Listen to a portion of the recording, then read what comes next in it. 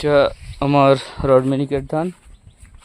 তো দেখতে পাচ্ছেন 128 সাথে একসাথে রোপণ করা একই দিনে, কিন্তু কিছুটা তো 2 থেকে 5 দিন হয়তো পিছাই যাবে 108 থেকে। রড মিনিকেটের চাইতে আগাম হবে 108, এবং ফলনেও মনে হচ্ছে বেশি হবে 108 রড মিনিকেটের থেকে, কারণ রড মিনিকেটের শীষের দৈর্ঘ্য একটু খাটো।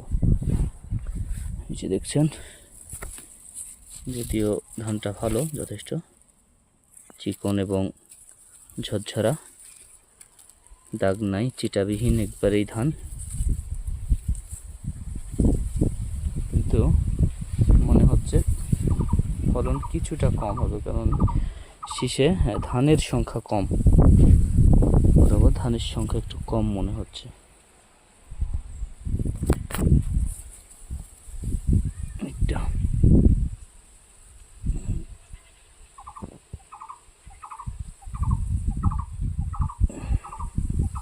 তো দেখা যাক, কাটার পরে হয়তো বুঝতে পারবো যে আসলে ওভারঅল ফলনটা কেমন।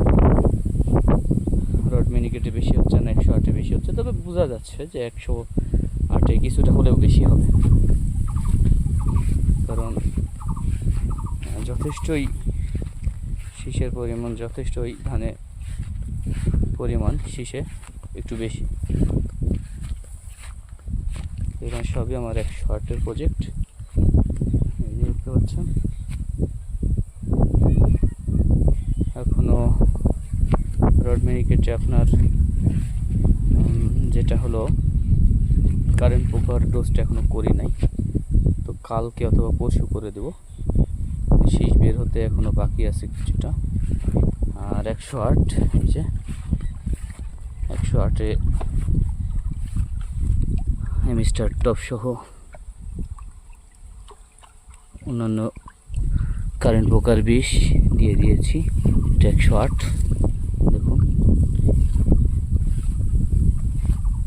আজকে মোটামুটি 80 দিন, 82 দিন বয়স। আর এটা তো অনেক পরে লাগানো, এটা মোটামুটি 10-12 দিন পরে লাগানো, তবু মোটামুটি দেরি হবে না, একসাথেই বের হয়ে আসছে। এটা রড মিনিকেট।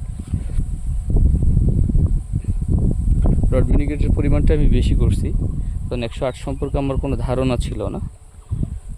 তো পরবর্তীতে বুঝতে পারলাম যে রড মিনিকেটের চাইতে 108টা করা ভালো ছিল, কারণ রড মিনিকেটের চাইতেও ছোট এবং প্রিমিয়াম এবং চিকন এবং ফলনেও বেশি, এবং সবচেয়ে মজার যে বিষয়, পানিটাও কম লাগছে 108। ধন্যবাদ সবাইকে।